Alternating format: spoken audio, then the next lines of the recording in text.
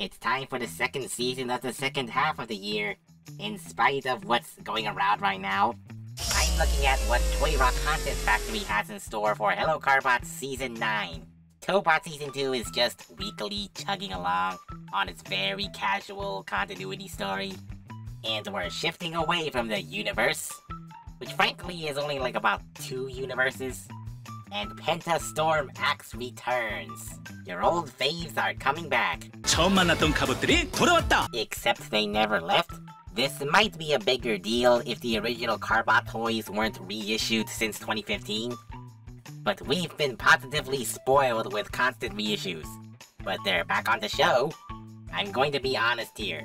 I'm not on board with these upgraded designs. They all look so small.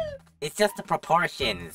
Tiny torsos surrounded by blocky arms and kibbly short legs. They may not be short, but they do look short because of their very short thighs and their tiny torsos. And each pair looks like they transform in a very similar way, just with minor variations. I mean, look at these two. They have the exact same vehicle mode. And it's all in service for a 3-in-1 functionality. Looking at the animation models and such, it looks like each of these new toys will have the ability to transform into a robot, car, and combiner mode all in one. Isn't that what older people have always wanted? A robot with all the modes, no need to double dip? There's always that trade-off for combiner transformers. They all have to be uniform in size so that the gestalt works. And that usually ends up with a lot of bulky kibble. The original Carbots used to have very distinct shapes and silhouettes, but now they're kind of homogenized and uniform and not so streamlined. And subjectively worse, you can hardly recognize these are the same characters because of their heads. Yeah, I think the head sculpt is the most defining identification of a character. They hardly resemble their original selves, except for Sky. I think someone who has never seen Carbot before would have no idea this and this is the same character. Storm Axe, on the other hand, looks like a recognizable upgrade. The color layout, the head, the body shape, the alternate modes, they all look similar to his previous form. I mean, that's how the other Carbots should have been reinvented, kind of. But I guess that's because Storm Axe has to hold all the weight. And Pentastorm Axe really does look like a upgraded version of his former self. Especially with a head, yeah. You can see that they both share those similar elements. And he has a battle axe. Are the arms just on the arm? Lazily just slapped on top of the arm? He has 4 arms?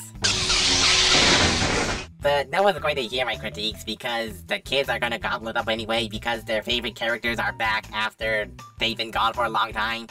Except they never really left since last month. Okay, enough of the "oh, everything was better back in my day" nostalgia geezer talk. You can't really be a nostalgia critic against new characters. Yes, 6 new characters in addition to the classics. And not a single Auto Egg or Auto Duo in sight. But there are 3 individual cars that combine with a bigger vehicle that turn into a bigger robot. There's Mobin, Guardian, and Ultimax. I'm not sure which one's which, so here's my guess. Which is completely wrong. Guardian's not this police drive head looking thing, but this fire drive head looking thing. A car underside combination. Also a sauropod. More like a skeleton sauropod. Moband's not this troll chest thing whose larger vehicle can turn into a T-Rex, but Ultimax. And Moband's the said police drive head looking one. They don't look exactly streamlined, but I suppose it's a new take on the concept of a regular car in a giant suit. And thanks to TubeBuddy, the YouTube tags reveal the individual names of each of the components of those giant duobots. If going by the order of the tags, Guardian's made of Dumpy and Bropy, Ultimax is made of Jungler and TMP, and Moband's made of Laser and Laser Cargo. Okay, now on to the more traditional Transformer like Carbots.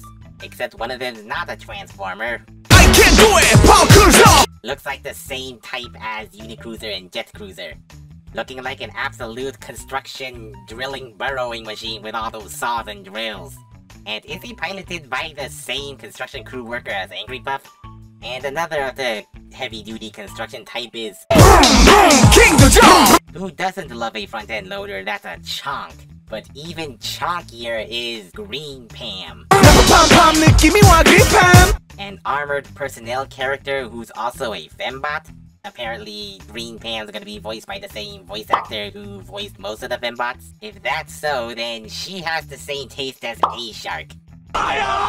So, let me know your thoughts in the comments. Do you like this new Pentastorm axe? Or do you like the original one better? What about the other new Carbots? Thanks for watching, and if you haven't, be sure to like and subscribe and get notified for when I review these things.